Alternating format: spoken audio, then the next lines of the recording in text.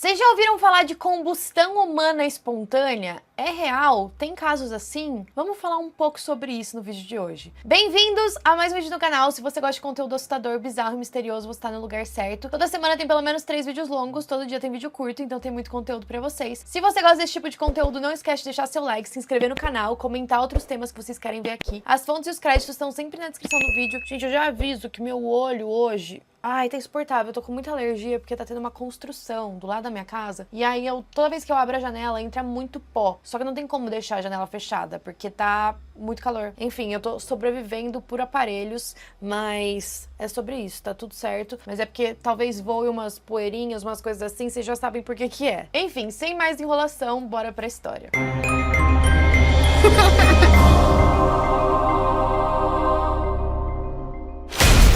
No dia 2 de julho de 1951, uma mulher que morava em uma cidade chamada Saint Petersburgo, lá na Flórida, nos Estados Unidos, recebeu a visita do filho dela, chamado Richard Reiser. Ele era médico e foi visitar a mãe, que já era uma idosa, chamada Mary Hard Reiser. Ela e o marido nasceram na Pensilvânia, mas pouco depois da morte do marido dela, ela decidiu se mudar para a Flórida para ficar mais próxima dos filhos e dos netos. A Mary adorava a família, ela bordava e ela era considerada uma pessoa muito divertida. Só que a Flórida era quente demais pro gosto dela e ela sentia a falta dos amigos na Pensilvânia. No último dia em que o Richard viu a Mary, ele percebeu que ela estava bem chateada com essa situação. E aí, quando ele chegou na casa dela, ela disse que tinha tomado 2 comprimidos que aqui servem para acalmar pacientes depois de uma cirurgia. São até sedativos. E ela também comentou com ele que planejava tomar mais 2 antes de dormir, e é claro que ela ia fumar aquele último cigarro antes de ir pra cama também. Ela não tinha prescrição daqueles remédios, mas como o filho dela era médico e também não disse nada, disse que estava tudo bem ela tomar aquilo,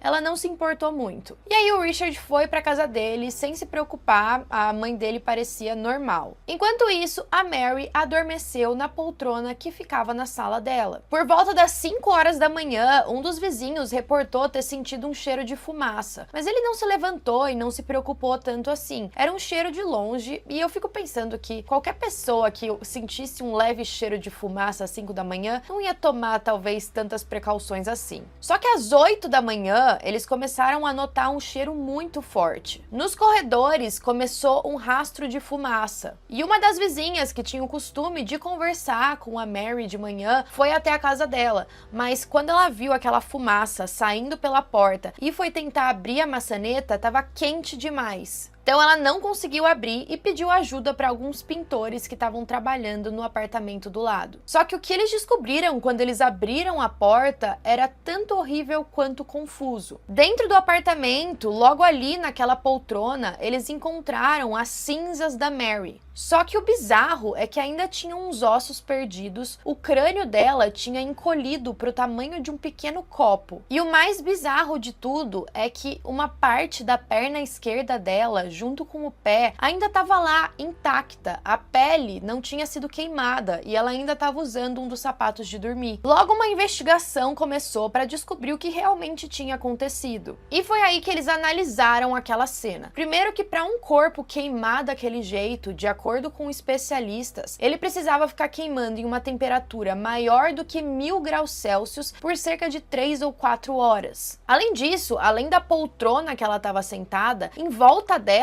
quase nada tinha sido afetado. As paredes não tinham sido queimadas e não tinha sinal de tinta derretida. Em cima, quase perto do teto, e até mesmo o teto, estavam pretos por conta da fumaça que subiu, mas não estava queimado. E a parte mais baixa do apartamento não estava nem suja. Os lençóis da cama dela ainda estavam brancos. Alguns interruptores até derreteram, mas outros que ficavam mais em cima também continuaram intactos. Tinha até uma pilha de jornais próximo à poltrona que não foi queimado. As velas que estavam na janela, a cera derreteu, só que o pavio continuou lá. E o bizarro é que os vizinhos também não perceberam nada. Um dos bombeiros que foi até o local disse que o calor estava tão insuportável que ele nem conseguia conseguia entrar no cômodo. Foi consultado um professor de física e antropologia chamado Wilton Krogman, e ele ficou bem maravilhado e confuso com o caso, principalmente a parte do crânio que encolheu. De acordo com ele, em situações em que um corpo é cremado, o crânio ou explode ou incha, mas isso de encolher ele nunca tinha visto. Os investigadores também pegaram amostras da poltrona, do tapete e outros restos que tinham em volta para levar em um laboratório do FBI de análises químicas. A investigação não encontrou nenhum sinal de algo que fosse combustível para aquele fogo, só que eles encontraram um pouco de gordura derretida no tapete. A maioria dos casos que a gente tem envolvendo pessoas carbonizadas são em casos de ocultação de cadáver. Então as pessoas são assassinadas e logo depois elas já são incendiadas. Então elas ficam carbonizadas sem necessariamente queimar a área em volta. Só que no caso da Mary, a polícia não encontrou nenhuma pessoa que tivesse motivos para matá-la. Ela já era uma senhora de 67 anos e ela nunca procurava confusão com ninguém. Ela também era descrita pelos vizinhos como uma mulher doce e reservada. Além disso, não tinha nenhum sinal de arrombamento na residência. Mas então, qual tinha sido a causa do incêndio? Uma empresa local de colchões foi consultada e eles disseram que o estofamento daquela poltrona sozinho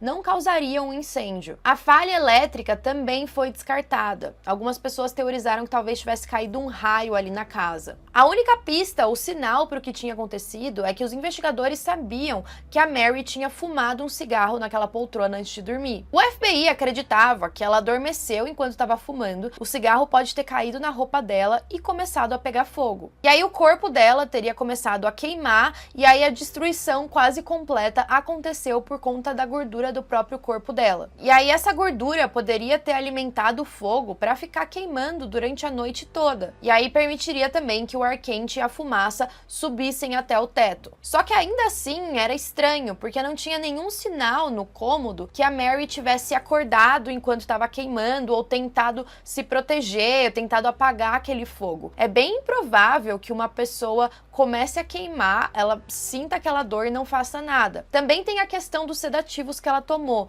mas será que eles eram tão fortes assim? Todos os fusíveis do apartamento estavam intactos, por isso que não tinha indicação de um raio ter caído. Em 1991, a nora da Mary disse em uma entrevista que ela fumava muito, e ela disse: "O cigarro caiu em seu colo, sua gordura era o combustível que a mantinha queimada, o chão era de cimento e a cadeira ficava sozinha. Não tinha nada ao redor para queimar." Então a família parecia ter aceitado bem que foi tudo um acidente. O chefe de polícia de São Petersburgo recebeu várias dicas de investigadores independentes. Ninguém conseguia explicar, mesmo que fosse só um acidente, por que o crânio dela encolheu daquela forma. E aí existem várias teorias, algumas bem doidas e outras um pouco mais plausíveis. Algumas pessoas afirmaram que tinham sentido um cheiro estranho do lado de fora do apartamento dela. Uma das teorias, que é a mais doida na minha opinião, foi que uma pessoa falou que viu uma bola de fogo entrando pela janela da casa da Mary. Mas é claro que ninguém levou muito a sério essa teoria. Uma outra teoria era que o que tinha sido usado como combustível era uma mistura de bombas de napalm, fósforo e termite. Termite, acho que eu não traduzi essa palavra, né? Só que, de novo, naquela investigação, aquela análise química, eles não encontraram nenhum desses elementos. O Krogman, aquele professor, ainda alegou: "Não consigo conceber uma cremação tão completa sem mais incêndios no apartamento." A investigação do FBI terminou com essa conclusão de que tinha sido um acidente. Uma carta da família para o jornal de São Petersburgo, inclusive, dizia que às vezes eles sentiam a presença da Mary por aí. E isso continuou acontecendo até eles se livrarem dos móveis antigos do apartamento dela. Então,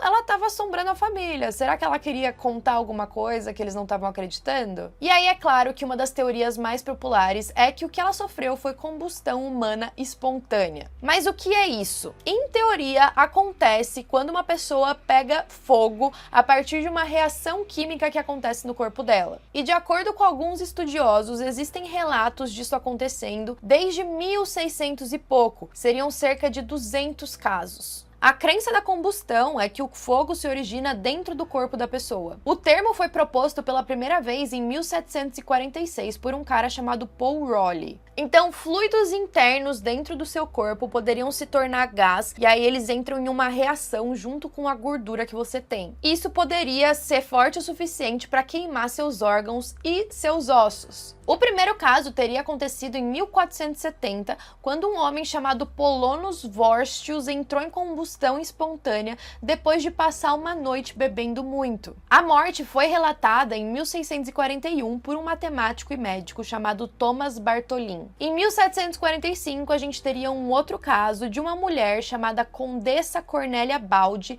na Itália. Ela também foi encontrada em uma pilha de cinzas, só com as pernas intactas. Em 1982, a gente tem um outro relato de uma família que viu a filha entrando em combustão humana espontânea na frente deles. Isso aconteceu em Londres. E por fim, a gente tem um outro relato em 2010. Um coronel teria alegado que a causa da morte de um cara chamado Michael Flaherty foi combustão espontânea. Ele também foi encontrado na casa dele com os arredores intactos. E esses casos são investigados por diversas pessoas, até porque é algo muito assustador. Imagina você tá tranquilo na sua casa e de repente você começa a pegar fogo. Mas existem diversas controvérsias, é claro. 2 investigadores investigaram os casos dos séculos 18, 19 e 20. E eles tentaram provar que todos os cadáveres estavam próximos de fontes plausíveis de ignição, como por exemplo, velas, lâmpadas, lareiras e assim por diante. E eles disseram que essas fontes eram frequentemente omitidas dos relatos desses incidentes, provavelmente para deixar aquela aura de mistério do que estava acontecendo. Outras investigações mostram que todas as vítimas estavam drogadas de alguma forma, ou tinham bebido muito ou tinham usado alguma substância, e isso atrapalharia que elas se defendessem caso o corpo delas começasse a pegar fogo. E eles também disseram que em casos em que não tinham uma fonte de calor tão próxima, outras coisas na própria vítima poderiam ter estimulado esse fogo a continuar, como as roupas ou até mesmo um edredom. O FBI sempre negou que a Mary tenha morrido por combustão humana espontânea. Eles disseram que a morte dela foi causada por algo chamado efeito pavio, e esse efeito ocorreria quando a própria gordura da vítima alimenta o fogo por bastante tempo. Já o Krogman continuou falando que aquele caso era um dos mais incríveis que ele já tinha visto. Ele até disse: "Enquanto revisito, os pelos curtos do meu pescoço se arrepiam com um vago medo. Se eu morasse na Idade Média, murmuraria algo sobre magia negra." Bom, grande parte dos cientistas tenta desmascarar toda essa história, falar que isso não existe, que na verdade tem uma explicação para tudo. Outros estudiosos dizem que a combustão pode acontecer com pessoas que bebem muito ou que têm problemas de diabetes. Mas não tem nada comprovado, não tem nada certo de que isso pode acontecer mesmo. E eu prefiro acreditar que não, até porque é assustador. Mas ainda assim, uma das coisas que me deixa mais intrigada nesse caso é aquele crânio que foi encolhido. Não faz sentido nenhum, não existem muitos relatos na história de crânios que foram encolhidos. Na verdade, eu já vi alguns rituais, não vi presencialmente, né, mas já li sobre alguns rituais de tribos que faziam esse processo de encolher a cabeça das pessoas e funcionava, mas era um processo bem demorado, que você tinha que preparar a cabeça de várias formas para ela ser encolhida. O que também é bem bizarro, talvez um dia eu traga no canal. Mas de um dia para o outro, o crânio dela ter ficado pequeno, com um incêndio muito estranho. E também acho que os sedativos dela tinham que ser muito potentes para ela não acordar com o corpo pegando fogo. A não ser que ela tenha entrado em combustão e aí não deu nem tempo dela sentir o calor. Enfim, eu acho esses casos muito bizarros, quero saber a opinião de vocês. Comentem aí e até a próxima.